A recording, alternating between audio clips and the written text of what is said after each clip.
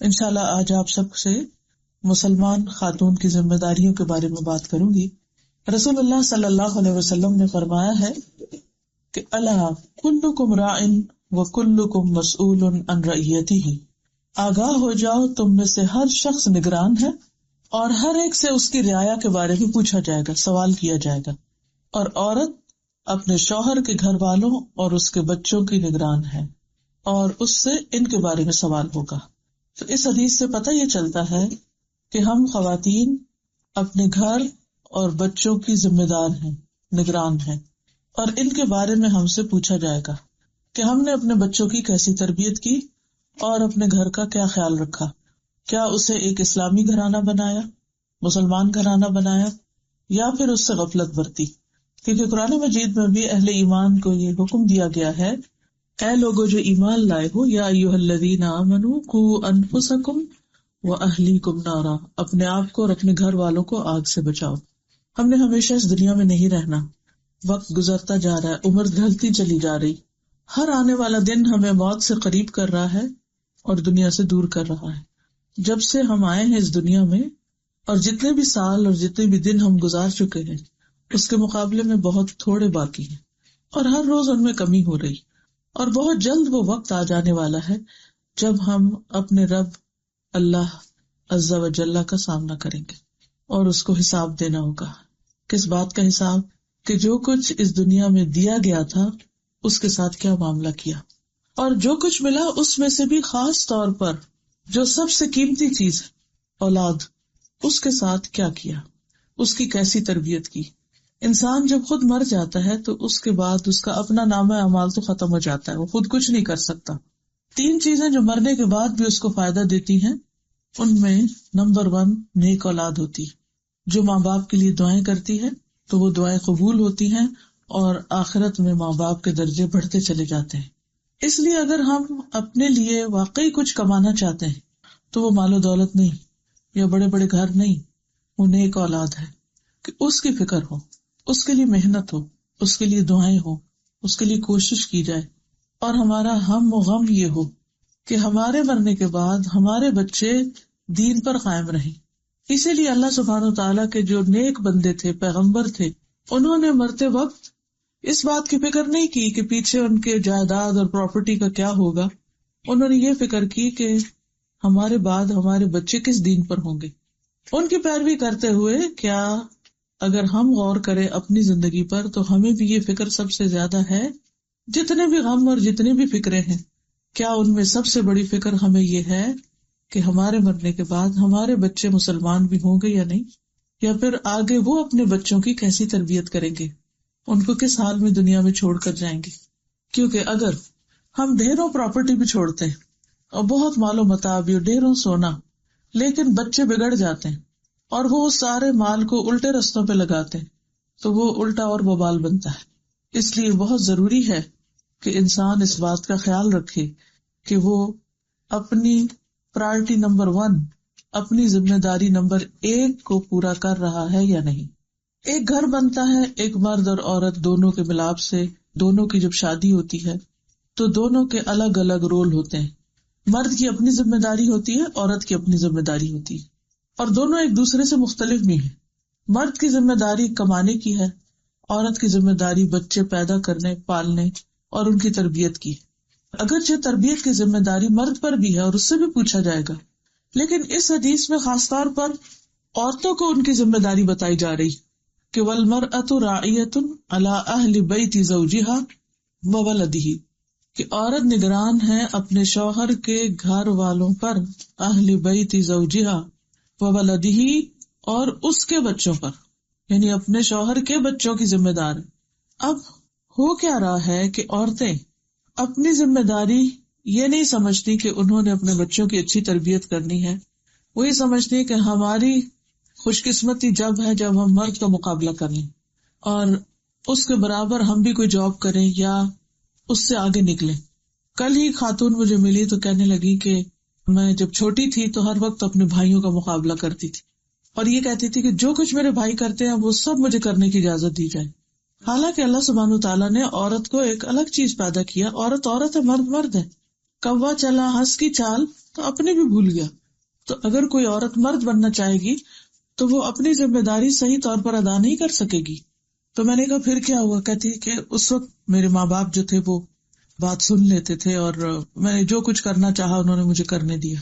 کہتے اس کے بعد شادی ہوئی تو شادی کے بعد میں نے شوہر کا مقابلہ شروع کر دیا اور میں نے کہا کہ میں اپنے آپ کو پروو کر کے دکھاؤں گی اور میں اس سے آگے نکلوں گی. اور کہتی میں یہ دعا مانگتی تھی کہ اللہ میں اپنے شوہر سے زیادہ کماؤں. کہتی کچھ دن کے بعد میرے شوہر کی جاب چلی گئی. اب کہتی ہے کہ میں اتنی پریشان ہوئی کہ میں تو کما رہی تھی بہت، لیکن باہر کا بھی سارا کام مجھ پہ تھا اور گھر کا بھی سارا کام مجھ پہ. تو اس پاور میں یا اس اختیار میں یا اس خوشی میں کہ میں شوہر سے زیادہ کماتی ہوں یا میری جاب ہے اور شوہر کی نہیں ہے، تھوڑی سی عقل کے ساتھ اگر انسان سوچے تو اس میں کون سی خوشی کی بات ہے اور کون سی راحت کی بات ہے، کون سے آرام کی بات ہے، کون سے سکھ کی بات ہے کہ عورت گھر سے باہر بھی تھکے اور پھر گھر آ کر بھی تھکے اور بچے بھی پیدا کرے، اور اگر بچے پیدا نہیں کر رہی تو ہر مہینے کی تکلیف سے گزرے اور اس کے اوپر موڈ سوئنگز بھی آئے اور پھر طرح طرح کی مشقتیں بھی اس پر پڑے. تو یہ کوئی عقل مندی کی بات نہیں ہے کہ عورت مرد کا مقابلہ کرے اور یہ ثابت کرے کہ میں مرد سے زیادہ کماتی ہوں تو میری بات مانی جائے اور مجھے سب کچھ تسلیم کر لیا جائے. یاد رکھیے کہ ہر جگہ جہاں انسان کا اختیار زیادہ ہو جاتا ہے، پاور زیادہ ہو جاتی ہے، وہاں ذمہ داری بھی زیادہ ہو جاتی ہے، اس کا کام بھی زیادہ بڑھ جاتا ہے. اور پھر ایک وقت ہوتا ہے کہ انسان بہت سے کام کر لیتا ہے، یعنی عورتیں مرد بن کے بھی گزارا کر لیتی ہیں، لیکن پھر ایک وقت آتا ہے کہ وہ اس چیز کی طاقت نہیں پاتی جس کی اللہ نے اس کو دی نہیں. اور ویسے بھی جو مرد ہوتا ہے اس کو عورت چاہیے ہوتی ہے بیوی کے طور پر، مرد نہیں چاہیے ہوتا، اللہ یہ کہ کسی کی فطرت بالکل ہی بگڑ چکی ہو. ورنہ عورت کی خوشی عورت ہونے میں ہے. ایک عورت کے اندر جتنی زیادہ نسوانیت پائی جائے گی، وومن ہوڈ، وہ جتنی زیادہ نرم و نازک ہوگی یا اس کے اندر ایک محبت ہوگی اور ایک چاہت کا جذبہ ہوگا، وہ اتنی اچھی بیوی بن سکے گی. قرآن مجید میں اللہ تعالیٰ فرماتے ہیں أَوَمَن يُنَشَّأُ فِي الْحِلْيَةِ وَهُوَ فِي الْخِصَامِ غَيْرُ مُبِينٍ، کیا وہ جو زیورات میں پرورش پاتی ہے، یعنی عورت کی کمزوری ہے زیور، وَهُوَ فِي الْخِصَامِ غَيْرُ مُبِينٍ، اور بحث مباحثے میں اپنی بات بھی واضح نہیں کر پاتی. یعنی کئی دفعہ ایسا ہوتا ہے نا کہ جب آپ کا گفتگو میں یا کوئی جھگڑا ہوتا ہے تو عموماً خواتین کیا کرتی، جواب نہیں دے پاتی تو رونے لگ جاتی، وہ مقابلہ آنسوؤں کے ساتھ کرتی. اگر سامنے نہ بہائیں، اس وقت بہادر بن جائیں میاں کے سامنے، بھائی کے سامنے یا کسی اور کے سامنے، تو پھر بعد میں رو کر اس کا ازالہ کرتی. لیکن وہ جو ہوتا ہے نا کہ دلیل کے مقابلے میں دلیل لا کے دوسرے کو دلیل سے مغلوب کرنا، وہ بہت کم عورتوں کے اندر پائی جاتی ہے چیز. پھر اسی طرح عورتوں کو نازک آئینے سے تشبیہ دی گئی، اور حقیقت ہے اگر بظاہر وہ بہت اسٹرانگ بھی بنتی ہے تو دل اس کا عموماً شیشے سے بھی نازک ہوتا ہے. بڑے سے بڑے عہدے پر پہنچ جائے عورت، چھوٹی سی بات مائنڈ کر جاتی، کہتی میں ٹوٹ گئی ہوں اس سے، اور رونے لگ جاتی ہے اور ساری اس کی بہادری ختم ہو کے رہ جاتی ہے. یعنی کہ میں باعث ہوں عورتوں سے، میں خود ایک عورت ہوں. میرے ان باتوں کے کہنے کا مطلب یہ ہے کہ ہمیں عورت بن کے ہی رہنا چاہیے، اور بحیثیت عورت جو ہماری ذمہ داریاں ہیں ان کو ادا کرنے میں خوشی محسوس کرنی چاہیے، اور ان چیزوں میں آگے بڑھنا چاہیے جس میں واقعی عورت کی اللہ سبحانہ و تعالیٰ کے ہاں قدردانی ہے. اس سلسلے میں آپ دیکھتے ہیں کہ قرآن مجید میں سورۃ الاحزاب کی آیت نمبر 35 میں اللہ سبحانہ و تعالیٰ نے عورت کو جس معاملے میں مرد کے مقابلے کے لیے کہا ہے وہ کیا ہے؟ وہ اس کا اسلام ہے، ایمان ہے، اطاعت ہے، سچائی ہے، صبر ہے، عاجزی ہے، صدقہ دینا ہے، روزہ رکھنا ہے، اپنے شرمگاہوں کی حفاظت کرنی ہے، اور کثرت سے اللہ کا ذکر کرنا ہے. ان چیزوں میں اگر کوئی عورت مرد کے ساتھ برابری میں یا اس سے آگے نکلتی ہے تو اس کا اجر اتنا ہی بڑا ہے. یہ ہے وہ میدان جہاں ترقی کرنی چاہیے. سنیے آیت اللہ سبحانہ و تعالیٰ کا جو ارشاد ہے، یقیناً مسلمان مرد اور مسلمان عورتیں، مومن مرد اور مومن عورتیں، فرما بردار مرد اور فرما بردار عورتیں، سچ بولنے والے مرد اور سچ بولنے والی عورتیں، صبر کرنے والے مرد اور صبر کرنے والی عورتیں، خشوع کرنے والے مرد اور خشوع کرنے والی عورتیں، صدقہ دینے والے مرد اور صدقہ دینے والی عورتیں، روزہ رکھنے والے مرد اور روزہ رکھنے والی عورتیں، اپنی شرمگاہوں کی حفاظت کرنے والے مرد اور شرمگاہوں کی حفاظت کرنے والی عورتیں، اللہ کو کثرت سے یاد کرنے والے مرد اور کثرت سے یاد کرنے والی عورتیں، ان سب کے لیے اللہ نے بخشش اور بہت بڑا اجر تیار کر رکھا ہے۔ اگر ہم بڑے درجے چاہتے ہیں، بڑا ہونا چاہتے ہیں، تو ان کوالٹیز میں بڑے ہوں، اسلام میں پورے کے پورے داخل ہوں، فرما برداری کی حد کر دیں، اپنے ایمان میں اضافہ کریں، اللہ تعالیٰ کی بات ماننے میں آگے نکلے، سچ بولنے میں دوسرے سے آگے ہوں، صبر کرنے میں، خشوع و خضوع اختیار کرنے میں، عاجزی اختیار کرنے میں، صدقہ دینے میں، روزہ رکھنے میں۔ یہ ہے مقابلے کی راہیں۔ یہاں دیکھا جائے گا کہ واقعی کون عورت مرد کے مقابلے میں آگے ہے۔ اور پھر اپنی شرم و حیا کی حفاظت اور کثرت سے اللہ کا ذکر، اٹھتے بیٹھتے چلتے پھرتے۔ عقل مند لوگ وہ ہیں الذین یذکرون اللہ قیاما وقعودا وعلی جنوبہم ویتفکرون فی خلق السماوات والارض۔ کون ہے عقل مند؟ جو کھڑے، قیام، قعود، بیٹھے اور لیٹے اللہ کو یاد کرتے رہتے ہیں، ہر حال میں اللہ سبحانہ وتعالیٰ کا ذکر کرتے رہتے ہیں، اور کائنات کی تخلیق میں غور و فکر کرتے رہتے ہیں، کیونکہ جتنی بھی نشانیاں ہیں آسمان میں اور زمین میں، یہ سب انسان کو اللہ سبحانہ وتعالیٰ کے قریب کرتی ہے۔ اس سے انسان کے اندر اللہ تعالیٰ کی محبت پیدا ہوتی ہے۔ تو وہاں جب ترازو میں یعنی قیامت کے دن میزان میں جب اعمال تولے جائیں گے تو وہ وہی ہوں گے جو دنیا میں ہم نے کیے ہوں گے۔ جیسے حدیث قدسی میں آتا ہے کہ اے لوگو، یہ تمہارے اعمال ہیں جن کو میں تمہارے لیے گن گن کے رکھ رہا ہوں، ایک ایک چیز کاؤنٹ ہو رہی ہے اور محفوظ کر کے رکھ رہا ہوں، اور تمہیں اسی طرح لوٹاؤں گا۔ تو جو کچھ بھی ہم کرتے ہیں وہ اللہ سبحانہ وتعالیٰ کے ہاں محفوظ ہو رہا ہے، اور قیامت کے دن واپس دیا جانے والا ہے، ایک نیکی 10 کے برابر کر کے۔ تو جس چیز میں ہمیں مردوں کا مقابلہ کرنا چاہیے وہ کیا ہے؟ نیکیاں، اچھے کام۔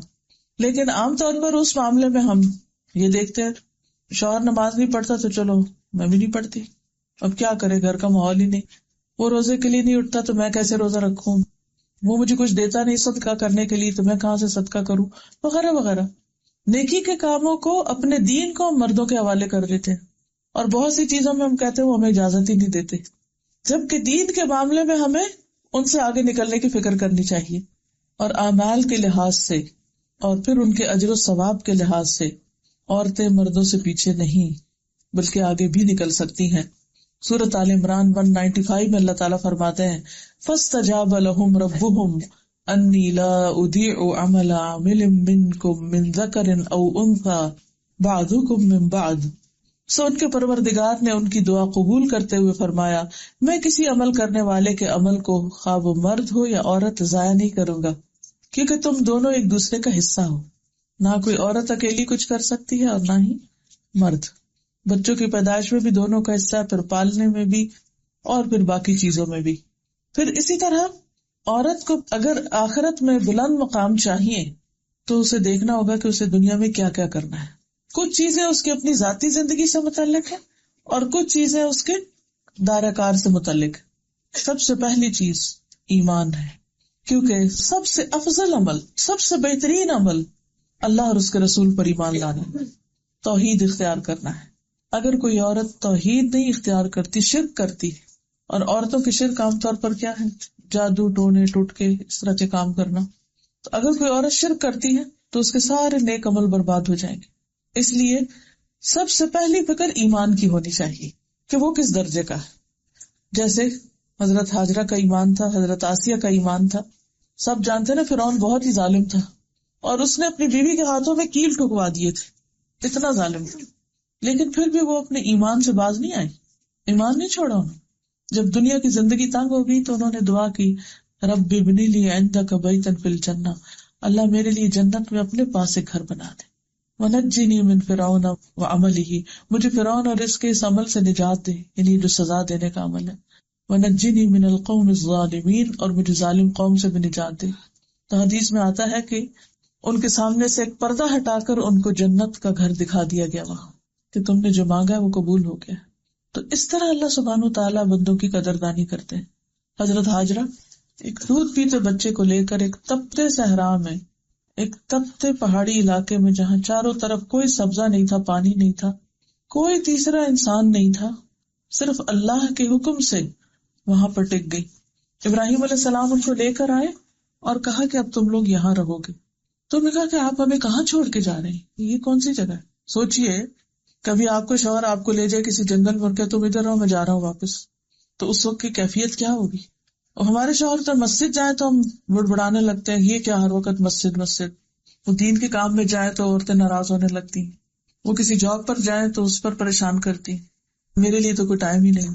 تو یہاں ابراہیم علیہ السلام اللہ کے حکم سے ان کو چھوڑ کے جا رہے ہیں. تو انہوں نے کئی دفعہ یہ سوال دہرایا کہ آپ ہمیں کہاں چھوڑ کے جا رہے ہیں؟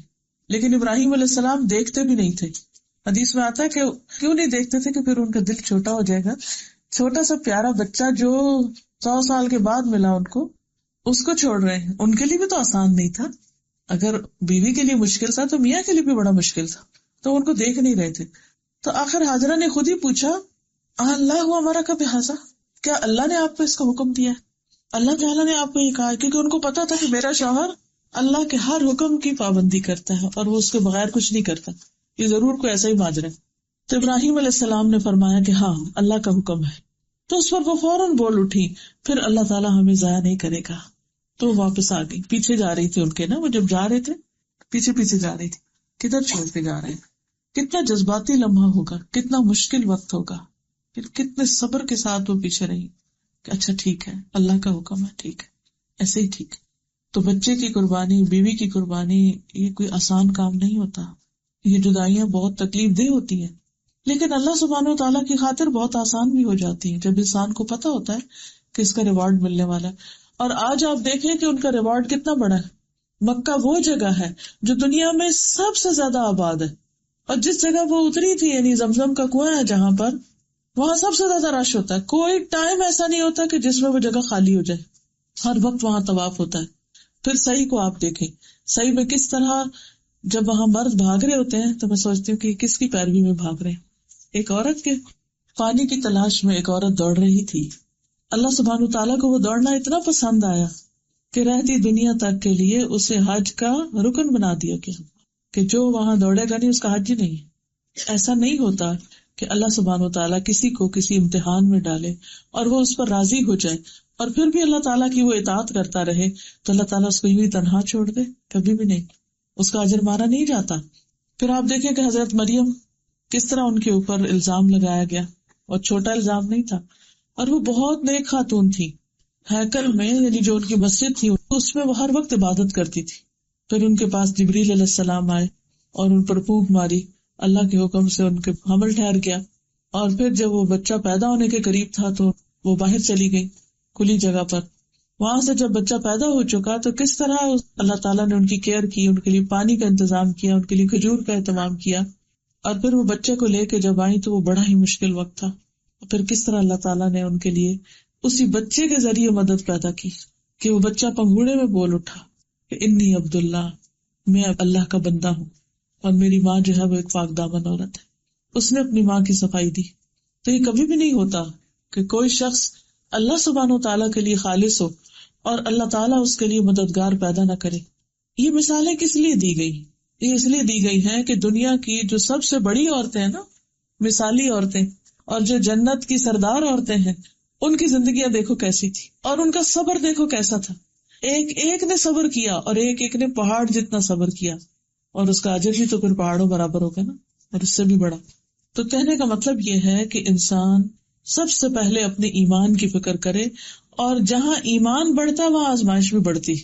قرآن مجید میں سورۃ العنکبوت کے شروع میں آتا ہے احسب الناس ان یترکوا ان یقولوا آمنا وهم لا یفتنون. کیا لوگوں نے یہ سمجھ رکھا ہے کہ وہ بس اتنا کہہ دیں گے کہ ہم ایمان لائے اور وہ آزمائے نہیں جائیں گے، ان کا امتحان نہیں ہوگا؟ اللہ تعالیٰ فرماتے ہیں ہم نے پہلے لوگوں کو بھی آزمایا تاکہ ہم دیکھیں کہ سچے کون ہیں اور جھوٹے کون ہیں.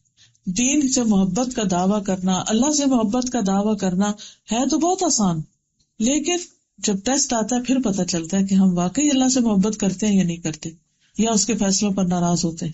کیونکہ جب انسان دین کی طرف آتا ہے تو اس پر طرح طرح کی مشکلات آتی ہیں. بعض اوقات گھر میں بچوں کی پریشانی ہو جاتی ہے، کبھی شوہر کی طرف سے تکلیف آنے لگتی ہے، کبھی باہر کے لوگ اسے ستانے لگتے ہیں. لیکن جس کا ایمان ہوگا وہ کیا کہے گا؟ اس میں بھی خیر ہے. اللہ تعالیٰ اس تکلیف کے ذریعے، اس آزمائش کے ذریعے مجھے اور زیادہ اپنے قریب کرنا چاہتے ہیں.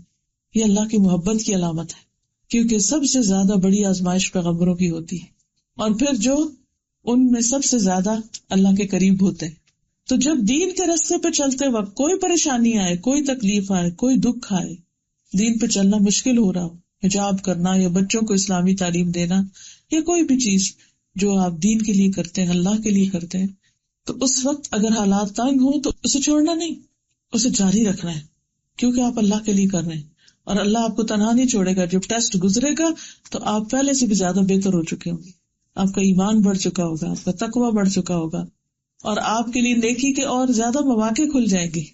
اس لیے ہمیشہ اپنے سے بہتر خواتین کی طرف انسان دیکھے. حضرت خدیجہ ہیں، مکہ کی مالدار ترین خاتون. کہتے ہیں کہ جس وقت ان کے تجارتی قافلے واپس آتے تھے، جس میں حضور صلی اللہ علیہ وسلم بھی تشریف لے گئے تھے ان کا بزنس کرنے کے لیے، تو وہ زمین ہلنے لگتی تھی، یعنی اتنا زیادہ سامان لدا ہوا آتا اور اتنا بڑا ان کا کاروان آتا. جب حضور صلی اللہ علیہ وسلم کے ساتھ شادی ہوئی، کہتے ہیں کہ وہ 40 سال کی تھی اور جتنے بھی بچے ہوئے 40 سال کے بعد پیدا ہوئے، جو حضور صلی اللہ علیہ وسلم سے بچے پیدا ہوئے. ہمارے ہاں تو 20 سال میں پیدا نہیں کرنا چاہتے کہ تھک گئے ہم، یہ بہت تنگ کرتے ہیں اور ایک ہی بچہ کافی ہے، 2 میکسیمم، بس ختم، کیونکہ مشکل کام ہے. عورت کی آزمائش اس کی اولاد اور اولاد کی تکلیفیں جو وہ پیدائش میں اور حمل میں برداشت کرتی. تو بہرحال ہم دیکھتے ہیں کہ حضرت خدیجہ نے ہمیشہ آپ کا ساتھ دیا. پھر نبی صلی اللہ علیہ وسلم پر جو کیفیات طاری ہونے لگ گئی کہ آپ غور و فکر زیادہ کرنے لگ گئے، بات کم کرتے تھے، غار ہرا کی طرف نکل جاتے تھے. اور غار ہرا آپ میں سے کوئی گیا ہو تو اسے پتا ہے کہ وہ کتنی اونچی جگہ ہے جہاں وہ چڑھتے تھے اور وہاں کئی کئی دن گزارتے تھے اور اپنا کھانا پینا ساتھ لے جاتے، ستو اور پانی، پکا وہ کھانا روز نہیں جاتا تھا 3 ٹائم کا. اور پھر کبھی حضرت خدیجہ بھی ان کے پیچھے جاتی تھی، لیکن انہوں نے کبھی اعتراض نہیں کیا کہ آپ نے یہ کیا طریقہ اختیار کر لیا، کئی کئی دن گھر سے غائب ہو جاتے ہیں. ایز لانگ ایز مرد اچھا کام کر رہا ہو، نیکی کے کاموں میں مصروف ہو، تو عورت کا فرض بنتا ہے کہ وہ تعاون کرے. پھر جب آپ وہی لے کر آئے تو کتنے پریشان تھے، کس نے کمفرٹ کیا، کیسی اچھی بیوی تھی. پھر اپنے چچا کے بیٹے کے پاس لے گئی، ورقہ بن نوفل کے پاس، یعنی کہ کس طرح ہر معاملے میں انہوں نے ان کا ساتھ دیا. اب آپ دیکھیے کہ عورت کی ذمہ داری پھر کیا بنتی، اپنے ایمان کی حفاظت کے لیے جو بھی قربانی دینی پڑے وہ دے، اور پھر اس کے ساتھ اپنے گھرانے کو مسلمان بنانے کے لیے شوہر کے ساتھ تعاون کرے. اور اگر شوہر دین پر نہیں، یہ مثالیں تو وہ ہے نا جس میں گھرانہ دین پر ہے، تو اس میں حضرت آسیہ کی مثال ہے. بچے کی طرف سے کوئی آزمائش ہے تو حضرت مریم کی مثال. اور پھر اسی طرح اگر یعنی شوہر کے کہیں باہر کی مصروفیت ہے دین کی، تو اس میں حضرت خدیجہ کی مثال کہ کس طرح انہوں نے صبر و تحمل سے کام لیا، اور کس طرح شیب ابی طالب میں وہ حضور صلی اللہ علیہ وسلم کے ساتھ 3 سال تک رہی. اتنی مالدار عورت، اور ایسے حال میں کہ کھانے کے لیے پتے کے سوا کچھ نہیں تھا، حتیٰ کہ وہ اتنی بیمار ہو گئی کیونکہ عمر بھی زیادہ ہو چکی تھی، اتنی بیمار ہو گئی کہ اس کے بعد فوت ہو گئی. تو ایمان کی حفاظت، دین کی حفاظت ہماری ذمہ داری نمبر 1 ہے. اور اس میں شرک سے اجتناب، ایک طرح کہ ایمان لانا اور ایمان بڑھانے والے نیک عمل کرنا، اور ایک یہ کہ ایمان کو تباہ کرنے والے کاموں سے پرہیز کرنا، اور اس میں خصوصاً شرک. اور شرک میں تعویذ، دھاگے اور خصوصاً غلط قسم کے عمل، یہ جادوگروں کے پاس جانا، نجومیوں کے پاس جانا، قسمت کا حال معلوم کرنا، ہاتھ دکھانا، لکیریں وغیرہ، اس طرح کے سارے کام، ان سے بچنا چاہیے، کیونکہ اگر شرک ہو تو سارے نیک عمل برباد ہو جاتے ہیں. دوسرا اہم کام جو کرنے کا ہے وہ ہے وقت پر نماز ادا کرنا. گھریلو کاموں میں بچوں کے ساتھ کئی ذمہ داریوں کے ساتھ عام طور پر خواتین اپنی نمازوں کی حفاظت نہیں کرتی اور چھوٹی چھوٹی بات پہ نماز چھوڑ دیتی. وہ کہتے بچے چھوٹے ہیں، کپڑے نہ پاک ہیں. عورتوں کی اکثریت کو یہ بہانہ کرتے ہوئے سنا گیا ہے کہ وہ کہتی ہیں کہ کپڑے نہیں پاک اس لیے نہیں پڑھ سکتے، بچہ رو رہا تھا اس لیے نماز نہیں پڑھ سکتے. یہ کوئی عذر نہیں ہے کہ بچہ رو رہا تھا نماز نہیں پڑھنی. جو عورت 5 وقت کی نماز پڑھتی، اپنی شرمگاہ کی حفاظت کرتی، اپنے شوہر کی اطاعت کرتی، اس سے کہا جائے گا کہ جنت کے جس دروازے سے چاہے داخل ہو جائے. پھر نمازوں کے علاوہ اپنے ذکر اذکار کی پابندی، اور یہ پابندی اس وقت ہو سکتی ہے جب فالتو باتیں چھوڑی جائیں. مردوں کے مقابلے میں عام طور پر عورتیں بہت باتونی ہوتی، چھوٹی چھوٹی باتوں کو بار بار ڈسکس کرتی رہتی ہیں، باتیں کرتی رہتی، جس کے نتیجے میں ذکر چھٹ جاتا ہے.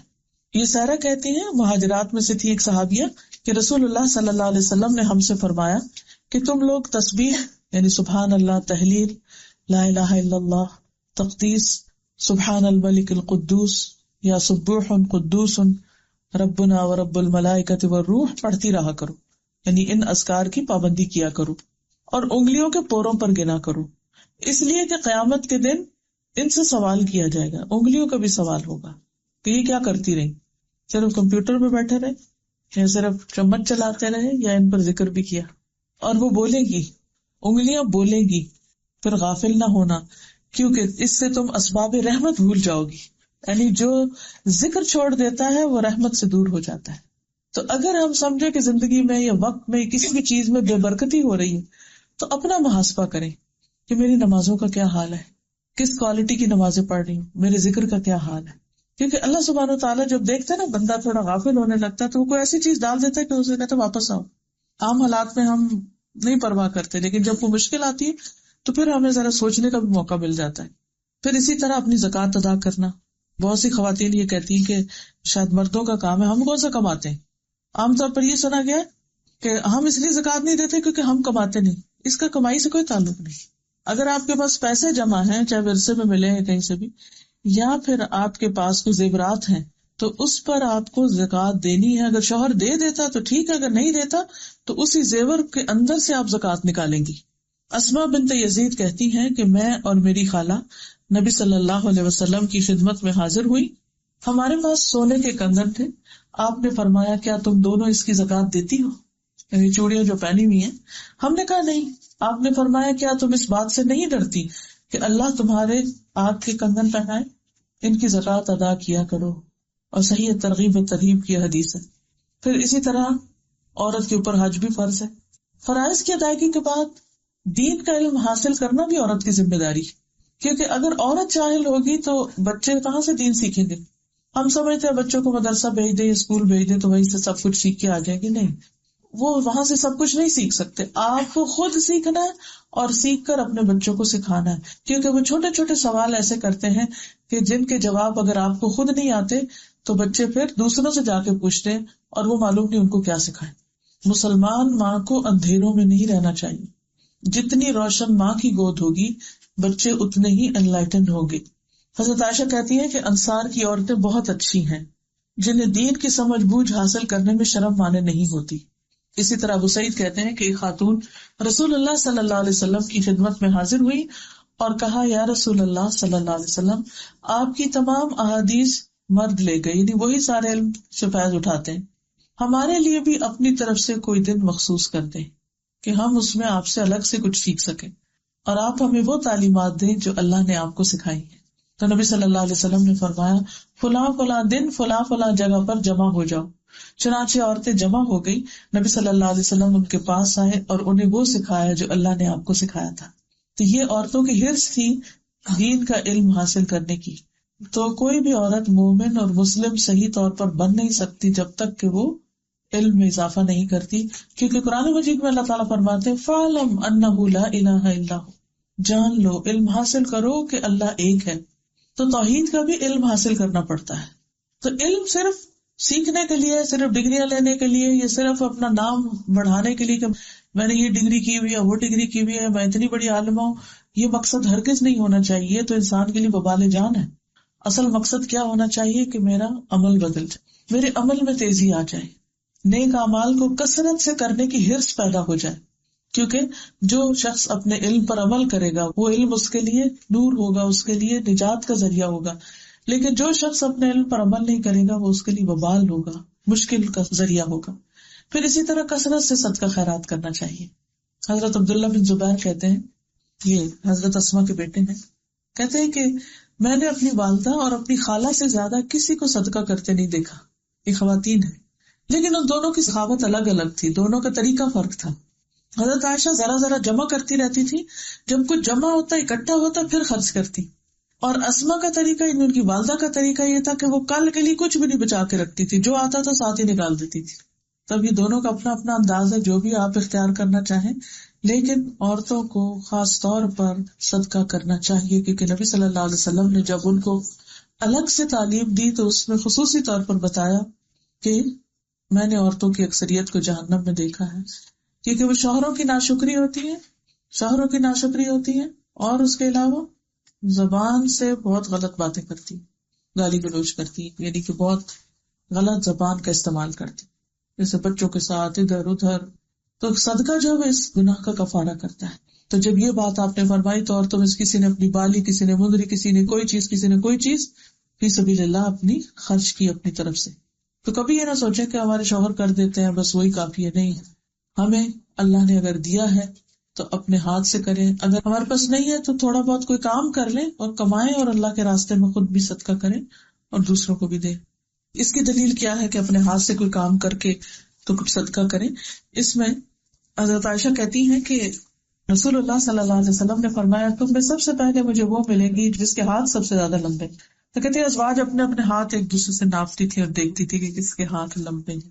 لیکن حضرت زینب جب سب سے پہلے فوت ہوئی تو پتہ چلا کہ وہ اپنے ہاتھ سے محنت کر کے صدقہ خیرات دیتی تھی. تو آپ کا مطلب کیا تھا؟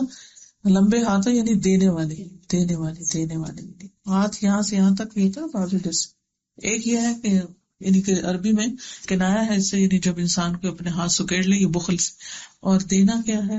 کھلا کرنا. بل یداہ مبسوطتان، جیسے اللہ سبحانہ وتعالیٰ کے بارے میں آتا ہے کہ اس کے دونوں ہاتھ کھلے پھیلے ہوئے، دن رات دیتا ہے. جب سے دنیا بنی ہے دے رہا ہے، لیکن اس کے باوجود کچھ بھی کمی نہیں آئی. پھر یہ ہے کہ اپنی زبان کی حفاظت بھی، کچھ ڈوز ہے کچھ ڈونٹس ہے.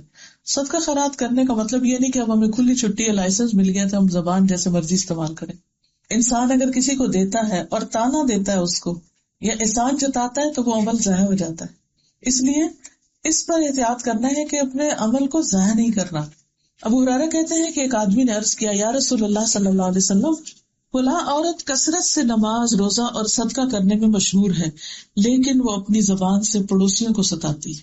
فرمایا وہ جہنمی ہے. یعنی ایمان بھی ہے، نماز روزہ بھی ہے، صدقہ بھی ہے، سب کچھ ہے، لیکن زبان کا غلط استعمال ہے، زبان میں احتیاط نہیں، سب کچھ برباد.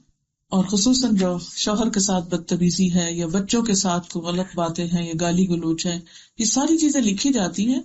یہ نہیں ہم جسٹیفائی کر سکتے کیونکہ یہ سب تنگ کرتے ہیں ہمیں تو اس لیے ہمیں چھٹی ہے جو مرضی کہیں. نہیں، یہی تو مواقع ہوتے ہیں صبر کے. ہر ایک کی آزمائش فرق ہوتی ہے نا. تو عورت کی آزمائش زبان کو کنٹرول کرنا ہے.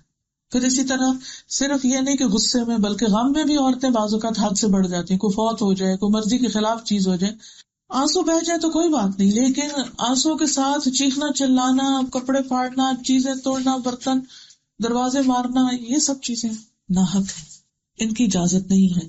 اسی طرح اگر بچے کی وفات پر عورت نوحہ کرتی ہے، یعنی کہ اپنے منہ پہ مارتی ہے، بال نوچتی ہے، فرمایا اگر نوحہ کرنے والی عورت مرنے سے پہلے توبہ نہیں کرے گی تو قیامت کے دن اس حال میں کھڑی ہوگی کہ اس پر گندک کا کرتا اور زم کی چادر ہو گئی ہے. ایک اور جگہ خارش کے کرتے کی بات آتی ہے، یعنی آخرت میں اس کے لیے بہت سخت تکلیف ہوگی. تو اس لیے کسی کی بھی وفات ہو، چاہے باپ کی ہو، چاہے بیٹے کی ہو یا کسی اور کی، نوحہ نہیں کرنا. پھر عورت کی ایک خاص آزمائش اس کا لباس ہے.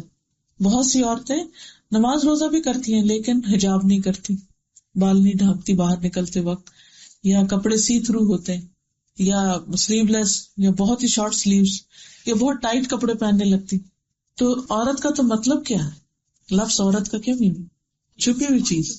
عورت کو عورت کہا ہی اس لیے جاتا ہے کہ وہ چھپا کے رکھنے والی چیز ہے. اس کا حسن، اس کی زینت، اس کا جسم، وہ سب کے لیے شو پیس نہیں ہے کہ وہ جس کو چاہے اپنے جسم کو ایکسپوز کر کے دکھائے. نہیں، اس سے اس کی ویلیو میں اضافہ نہیں ہوتا، کمی ہوتی ہے.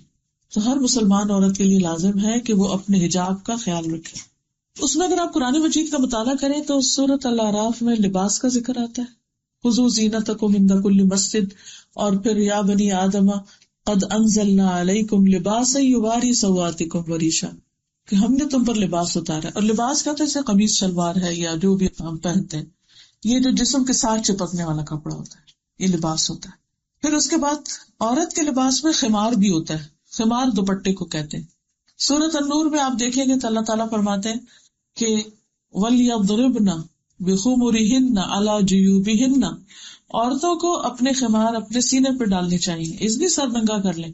خمار ہوتا سر کا کپڑا ہے، لیکن وہاں رواج یہ تھا کہ سر کے اوپر پہن کے اور اس کو پیچھے سے باندھ دیا جاتا تھا. کانٹے اور گلے کا ہار، یہ سب نمائش کرتی تھی عورتیں اس زمانے میں، جاہلیت کے دور میں، اسلام سے پہلے میں.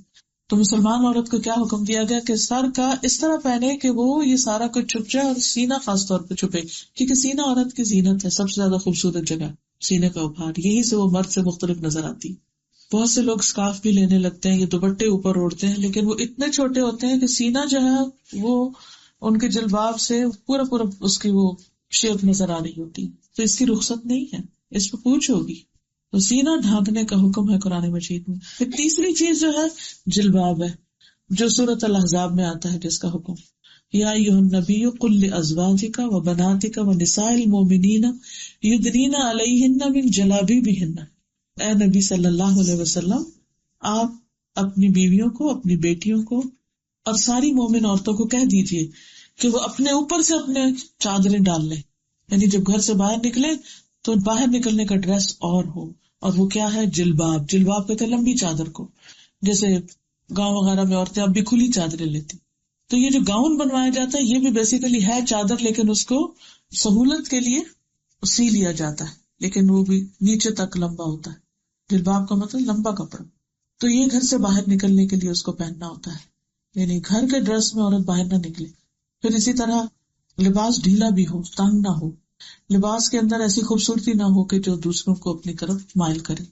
ابو ہریرہ کہتے ہیں رسول اللہ صلی اللہ علیہ وسلم نے فرمایا، جہنمیوں کی 2 قسمیں میں نے ابھی تک نہیں دیکھی، ان میں ایک وہ لوگ ہیں جن کے پاس بیل کی دم کی طرح کے کوڑے ہوں گے جس سے وہ لوگوں کو ماریں گے۔ دوسری قسم ان عورتوں کی ہے جو کپڑے پہننے کے باوجود ننگی ہوں گی، یا تو ٹائٹ یا سی تھرو۔ وہ خود مائل ہونے والی، یعنی مردوں کے پیچھے جانے والی ہیں اور دوسروں کو مائل کرنے والی ہیں، دوسروں کو اٹریکٹ کرنے والی اپنی طرف، چاہے وہ مرد ہو یا عورتیں۔ عورتیں اس سینس میں کہ بعض اوقات عورتیں عورتوں سے ایسی محبت کرنے لگتی ہیں جیسے مردوں سے محبت کی جاتی ہے، یعنی کو اپنے شوہر سے محبت کرے۔ تو یہ بھی فتنہ کہاں سے اٹھتا ہے کہ جیسے عورتوں کی طرف، یعنی عورتوں کے لباس کی وجہ سے یا ان کی ایسی بیوٹی کی وجہ سے ان کی طرف مائل ہو جانا اور اپنا دین ایمان گھر بار سب کچھ بھول جانا، تو یہ بھی درست نہیں ہے۔ فرمایا ان کے سر بختی اونٹ کے کوہان کی طرح ٹیڑھے ہوئے، سر جو ہے اس کے اوپر کوہان سا اٹھا ہوا، جیسے آج کل آپ نے دیکھا ہوگا کہ بعض اوقات لڑکیاں اتنے بڑے بڑے کلپ لگا لیتی ہیں یا ایکسٹرا بال لگا لیتی ہیں کہ جو اٹھا کے بالکل اوپر کر دیتے ہیں، تو سر کے اوپر ایک جیسے کوہان ہمپ اٹھا ہوا ہے، تو اس چیز کا منع کیا گیا ہے۔ اور میں ایسی عورتیں جنت میں داخل نہیں ہوگی، نہ جنت کی خوشبو پائیں گی، حالانکہ جنت کی خوشبو لمبے فاصلے سے آتی ہے۔ حدیث کے مطابق اس اٹھی ہوئی جگہ کو شیطان کی بیٹھک کہا جاتا ہے، یہاں شیطان آ بیٹھتا ہے، بڑا خوش ہوتا ہے اور وہ کنٹرول کرتا ہے یہاں سے پھر عورت کو۔ پھر کچھ ذمہ داریاں عورت کی اپنے گھر والوں کے بارے میں ہیں۔ سب سے پہلی بات یہ کہ عورت اپنے گھر کی نگران ہے، حفاظت کرنے والی ہے، اپنی ذات کی، گھر کی، بچوں کی، مال کی، گھر کے رازوں کی۔ فالصالحات قانتات حافظات للغیب بما حفظ اللہ۔ نیک عورتیں وہ ہیں جو شوہروں کی فرما بردار ہیں، ان کی عدم موجودگی میں اللہ کی حفاظت اور نگرانی میں ان کے حقوق کی حفاظت کرتی، یعنی شوہر جب گھر پر نہیں ہوتا تو وہ اس طرح کیئر لیس نہیں ہوتی کہ کوئی بات نہیں، وہ اسی طرح حفاظت کرتی اور کیئرفل ہوتی جیسے شوہر گھر میں ہو تو وہ کیئرفل ہو۔ پھر اسی طرح شوہر کا حق دیتی۔ بعض اوقات عورتیں نماز، روزہ، حج، زکوٰۃ، دین سب کچھ کر رہی ہوتی لیکن وہ شوہر کا حق نہیں دیتی، یعنی جو شادی کا مقصد ہے۔ اور یہ بھی بہت خطرناک ٹرینڈ ہے۔ معاذ بن جبل سے روایت ہے، اللہ کے نبی صلی اللہ علیہ وسلم نے فرمایا، عورت اس وقت تک ایمان کی حلاوت نہیں پا سکتی جب تک اپنے شوہر کا حق ادا نہیں کرتی۔ جب تک وہ شوہر کا حق نہیں دیتی تو اس کے اندر وہ ایمان ہی اس کا مکمل نہیں ہوتا، اس کا لطف ہی نہیں آتا۔ پھر اسی طرح شوہر کی بات ماننا، معروف میں، نیکی کے کام میں، صحیح بات میں، غلط بات نہیں ماننی چاہیے جو اللہ کی نافرمانی کا حکم ہے، لیکن جو باتیں وہ ٹھیک کہتا ہو لیکن آپ کی مرضی کے خلاف ہے تو بھی اس کو مان لینا چاہیے۔ ابو ہریرہ کہتے ہیں کہ عرض کیا گیا بہترین عورت کون سی ہے؟ فرمایا وہ عورت جب اس کا شوہر اس کی طرف دیکھے تو اسے خوش کر دے، جب کسی بات کا حکم دے تو اس کی اطاعت کرے، نیز عورت کی جان اور مال کے معاملے میں شوہر جس چیز کو ناپسند کرے وہ اس کی مخالفت نہ کرے۔ یہ شوہر کا حق ہے کیونکہ اللہ نے اس کو قوام بنایا، گھر کا ذمہ دار بنایا۔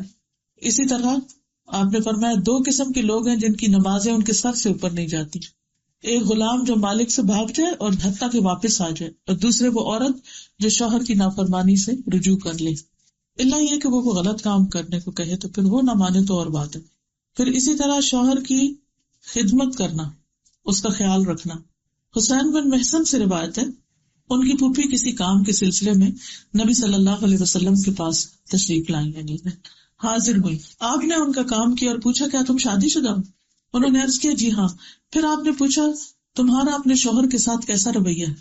انہوں نے عرض کیا میں نے کبھی ان کی اطاعت اور خدمت میں کوئی کسر نہیں چھوڑی سوائے اس چیز کے جو میرے بس میں نہ ہو، تو میں ان کو پورا خیال رکھتی ہوں۔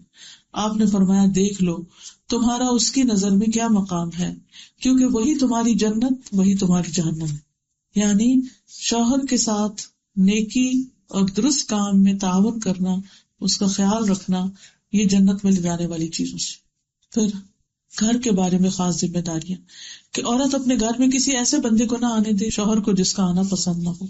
پھر اپنے حیا کو قائم رکھنا، شوہر کے مال کی حفاظت کرنا، یعنی اس کی مرضی سے پیسہ خرچ کرنا، جتنا اس نے اجازت دے رکھی ہے کہ یہ تمہارا جیب خرچ ہے اس میں انسان جو کرے، لیکن یہ نہیں کہ اصل مال میں سے اس کو بتائے بغیر کوئی وہ چیز گھر میں لایا اور اسے بتائے بغیر ہی وہ کسی اور کو صدقہ کر دے، تو اس کی اجازت نہیں ہے۔ رسول اللہ صلی اللہ علیہ وسلم نے فرمایا بہترین بیوی وہ ہے جس کی طرف تم دیکھو تو تمہیں خوش کر دے، یعنی مسکراہٹ سے، اچھے کپڑوں سے، اچھے رویے سے، معاملے سے۔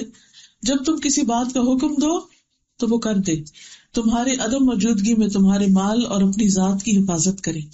پھر اسی طرح اگر شوہر کماتا نہیں اور بیوی کماتی ہے تو پہلا حق ان کا ہے، یعنی شوہر جاب لیس ہے یا کوشش کر رہا ہے مگر اتنا نہیں ہے اس کے پاس اور بیوی کے پاس ہے کسی بھی ذریعے سے، تو اسے شوہر اور اس کے بچوں پہ خرچ کرنے کا دگنا اجر ملے گا۔ اس میں یہ کہ ایک دفعہ حضرت زینب جو تھی حضرت عبداللہ بن مسعود کی اہلیہ، انہوں نے صدقے کے بارے میں کچھ سنا تو کہا کہ تم لوگوں پر خرچ کرنے کی وجہ سے میں کہیں صدقہ نہیں کر سکتی، تو اس پر ان کو کیا بتایا گیا؟ انہوں نے کہا کہ دیکھو باہر خرچ کرنے سے پہلے نبی صلی اللہ علیہ وسلم سے پوچھ لو۔ تو وہ گئی نبی صلی اللہ علیہ وسلم کے پاس، تو آپ نے ان کو کیا بتایا کہ تمہارے شوہر اور تمہارے لڑکے اس صدقے کے زیادہ مستحق ہیں، یعنی کہیں اور دینے کی بجائے گھر میں دو، اور وہ عورت کے لیے اجر ہی اجر لکھا جاتا ہے۔ حضرت رائتا جو حضرت عبداللہ بن مسعود کی بیوی اور ان کے بچوں کی ماں تھی، وہ ہاتھ سے ہنر کمانے والی عورت تھی، اور وہ ابن مسعود پر اور ان کے بچوں پر اپنی کمائی میں سے خرچ کرتی تھی۔ پھر اسی طرح کبھی شوہر کے حالات بہت مشکل ہو جاتے ہیں، کوئی جاب نہیں ہوتی، آپ کو گھر میں بھی کام کرنا پڑتا ہے یا بعض اوقات باہر کام کرنا پڑتا ہے، تو اس میں بھی اجر ہے۔ حضرت اسما کی مثال ہمارے سامنے ہے، ان کے شوہر زبیر جو تھے ان کا ایک گھوڑا تھا اور وہ ان کی دیکھ بھال کرتی تھی، گھوڑے کی دیکھ بھال کرتی تھی۔ وہ کہتی ہے میرے لیے گھوڑے کی دیکھ بھال سے زیادہ سخت کوئی کام نہیں تھا۔ اسی طرح اونٹ کے لیے گٹلیاں کوٹتی تھی کھانے کے لیے اس کے، اور سوچے کہ کچھ بھی کوٹنا پڑے تو کتنی طاقت لگتی، اور وہ اتنی جسمانی مشقت کرتی تھی، اسے پانی پلاتی، ڈول کو سیتی۔ وہ کہتی پھر کچھ عرصے کے بعد نبی صلی اللہ علیہ وسلم نے میرے لیے خادم بھیج دیا اور میں گھوڑے کی دیکھ بھال سے بڑی ذمہ ہو گئی، تو وہ یوں لگا جیسے آپ نے مجھے آزاد کر دیا غلامی سے۔ یہ گھر کے کام نہیں تو باہر کے کام تھے، تو کبھی ضرورتاً باہر کے کام بھی کرنے پڑتے ہیں، تو اس میں بھی خوش دلی سے کرنا چاہیے، کیونکہ اجر ہی اجر ہے، کیونکہ احسان ہے آپ کا۔ پھر اسی طرح رسول اللہ صلی اللہ علیہ وسلم نے احسان نہ ماننے والی ناشکری عورتوں کو وعید بھی سنائی ہے۔ آپ نے فرمایا بے شک فساق جہنمی ہے۔ پوچھا گیا فساق کون ہے؟ فرمایا عورتیں۔ ایک آدمی نے کہا کیا وہ ہماری مائیں بہنیں بیویاں نہیں ہیں؟ آپ نے فرمایا کیوں نہیں، لیکن جب ان کو نعمتیں ملتی ہیں تو شکر نہیں کرتی، جب آزمائش آتی ہے تو صبر نہیں کرتی۔ تو یہ بہت بڑا ٹیسٹ ہے۔ دیکھیے مردوں کے ٹیسٹ اور طرح کے ہوتے ہیں، لیکن عورتوں کے ٹیسٹ اس کے شوہر اور بچوں میں ہوتے ہیں اور سخت سے سخت ہوتے ہیں۔ تو ایسی صورت میں اگر شوہر کی طرف سے بے رخی بھی ہے یا اس کا رویہ ٹھیک بھی نہیں، تو جو کچھ ملا ہوا ہے، جو چھت جس کے نیچے بیٹھے ہیں، جو نعمتیں بھی اللہ نے دی ہیں، ان پہ کہنا چاہیے اللہ میں خوش ہوں، میں راضی ہوں، اور میرا یہ یقین ہے کہ دنیا میں جو مجھے نہیں مل رہا تو آخرت میں مجھے ضرور دے گا۔ عبداللہ بن عمر بیان کرتے ہیں کہ رسول اللہ صلی اللہ علیہ وسلم نے فرمایا اللہ تعالیٰ اس عورت کی طرف نہیں دیکھتا جو اپنے خاوند کی شکر گزار نہیں ہوتی، یعنی اس کی جو ایفرٹ ہے، اس کی جو محنت ہے، اس کو وہ کنسیڈر ہی نہیں کرتی کہ وہ بھی کچھ کرتا ہے، حالانکہ وہ اس سے بے نیاز نہیں ہو سکتی۔ یعنی شوہر کے بغیر رہنا بھی کوئی آسان نہیں ہوتا۔ اب آپ دیکھیں کہ بعضوں کا زندگی اتنی تنگ ہو جاتی ہے کہ شوہر کی کمائی بھی تھوڑی ہے، گھر میں مدد بھی نہیں ہے، اس کا رویہ بھی اچھا نہیں ہے، تو ہم دیکھتے کہ حضرت فاطمہ رضی اللہ تعالیٰ عنہا جو تھی ان کو گھر کے سارے کام کرنے پڑتے تھے تو بہت تھک جاتی تھی۔ وہ حضور صلی اللہ علیہ وسلم کے پاس گئی کہ مجھے کو خادم دے دیا جائے اپنے باپ کے پاس، کیونکہ شوہر تو افورڈ نہیں کر سکتے تھے۔ تو اس سے بھی پتہ چلتا ہے کہ اگر شوہر افورڈ نہ کر سکے، ماں باپ مدد کریں تو ان کے لیے صدقہ ہے۔ بہرحال وہ جب آئی تو حضور صلی اللہ علیہ وسلم گھر پہ نہیں تھے، تو رات کے وقت حضور صلی اللہ علیہ وسلم ان کے پاس تشریف لے گئے ان کو وزٹ کرنے کے لیے، تو وہ اس وقت دونوں لیٹے ہوئے تھے، تو آپ نے کہا تم مت اٹھو، اور آپ ان کے بیچ میں بیٹھ گئے اور کہا کہ کیا میں تمہیں ایسی چیز نہ سکھا دوں کہ جو خادم سے بھی بہتر ہے. 33 دفعہ سبحان اللہ، 33 دفعہ الحمدللہ، 33 دفعہ اللہ اکبر. یہ عمل بہتر ہے اس سے جو تم نے مانگا. پھر اسی طرح اپنے شوہر اور بچوں کے علاوہ اپنے والدین کی ذمہ داری کہ ان کے ساتھ صلہ رحمی کی جائے، اچھا سلوک کیا جائے، یہ بھی حسب توفیق کرتے رہنا چاہیے. جیسے حضرت اسماء کی والدہ آئیں جو مشرک تھی، تو انہوں نے نبی صلی اللہ علیہ وسلم سے پوچھا کہ انہیں کچھ چاہیے میں ان کے ساتھ صلہ رحمی کروں، تو آپ نے فرمایا اپنی ماں کے ساتھ صلہ رحمی کرو. پھر اسی طرح یہ ہے کہ بچوں کے ساتھ مہربانی، بچوں کے ساتھ اچھا سلوک کرنا اور بچوں کے ساتھ نرمی کا برتاؤ کرنا، ان کی ضروریات کو اپنی ضروریات سے آگے رکھنا. پھر اسی طرح ان کی تربیت چاہے خود کرے یا کہیں تربیت کا انتظام کرے. جیسے حضرت انس رضی اللہ تعالیٰ عنہ تھے، تو وہ 10 سال کے تھے جب ان کی والدہ ان کو نبی صلی اللہ علیہ وسلم کے پاس چھوڑ آئی تھی، اور وہ کہتے ہیں کہ میری نانی، خالہ سب مجھے مسلسل تاکید کرتی کہ حضور صلی اللہ علیہ وسلم کی خدمت کرو. تو 10 سال میں نے حضور صلی اللہ علیہ وسلم کی خدمت کی. جب آپ کی وفات ہوئی تو میں 20 سال کا تھا. تو یہ بھی تربیت کا ایک انداز ہے. کئی دفعہ آپ خود کرتے ہیں، کئی دفعہ بچوں کو ایسی جگہ پہ چھوڑتے ہیں جہاں مشقت ہو، محنت ہو، لیکن وہ کچھ سیکھ رہے ہیں. پھر بچوں کے معاملات پہ نظر رکھنا کہ وہ نماز پڑھ رہے ہیں یا نہیں، وہ کوئی جھوٹ تو نہیں بول رہے، کوئی چوری کی عادت تو نہیں ان کو پڑ رہی، ان کے ذہن میں کیا سوال ہیں، اسکول سے کیا سیکھ کر آئے ہیں. ان کو کوالٹی ٹائم دینا، ان کے ساتھ بیٹھنا، ان سے باتیں کرنا. پھر اسی طرح عورت کی ذمہ داری یہ بھی ہے کہ وہ گھر، والدین، بچوں، ان سے فارغ ہو کر وہ معاشرے کی بھی ذمہ داری ادا کرے، امر بالمعروف اور نہی عن المنکر کرے. قرآن مجید سورۃ التوبہ میں آیت نمبر 71 میں اللہ تعالیٰ فرماتے ہیں والمؤمنون والمؤمنات بعضهم اولیاء بعض یأمرون بالمعروف وینہون عن المنکر ویقیمون الصلاة ویؤتون الزکاة ویطیعون اللہ ورسولہ اولئک سیرحمہم اللہ ان اللہ عزیز حکیم. مومن مرد اور مومن عورتیں ان کے بعض کے دوست ہیں، نیکی کا حکم دیتے ہیں، برائی سے منع کرتے ہیں. یہاں عورتوں کا بھی ذکر ہے کہ وہ نیکی کا حکم دیں، برائی سے روکیں، یعنی دین کی تعلیم خود بھی حاصل کریں، دوسروں کو بھی سکھائیں. نماز قائم کرتے ہیں، زکوٰۃ دیتے ہیں، اللہ اور اس کے رسول کا حکم مانتے ہیں. یہی لوگ ہیں جن پر اللہ ضرور رحم کرے گا، یعنی ایمان، عبادت کے علاوہ دوسروں کے ساتھ خیر خواہی. بے شک اللہ سب پر غالب اور کمال حکمت والا ہے. ازواج مطہرات کو بھی اللہ تعالیٰ نے حکم دیا قرآن مجید میں کہ وہ کیا کریں، صرف گھر کے کام کاج نہیں بلکہ وہ ان کے گھروں میں جو بھی دین کا علم ہے اسے وہ دوسروں تک بھی پہنچائیں. سورۃ الاحزاب کی آیت نمبر 34 میں اللہ تعالیٰ اپنے گھروں میں ٹکی رہو ازواج مطہرات سے کہا جا رہا ہے، اور پہلی جاہلیت کے زیب و زینت ظاہر کرنے کی طرح زینت ظاہر نہ کرو، نہیں لوگوں کو اپنا حسن مت دکھاؤ، اور نماز قائم کرو اور زکوٰۃ دو اور اللہ اور اس کے رسول کا حکم مانو. اللہ تو یہی چاہتا ہے کہ تم سے گندگی دور کر دے. یعنی یہ حکم جو پردے کا ہے یہ کس لیے ہے؟ تاکہ اوروں کی نجاستیں، بری نظریں تم پر نہ پڑیں، اور تمہیں پاک کر دے، خوب پاک کرنا. اور تمہارے گھروں میں اللہ کی جن آیات اور حکمت کی باتوں کی تلاوت کی جاتی ہے، جو کچھ بھی قرآن و حدیث میں سے پڑھا جاتا ہے انہیں یاد کرو، اس کا ذکر کرو.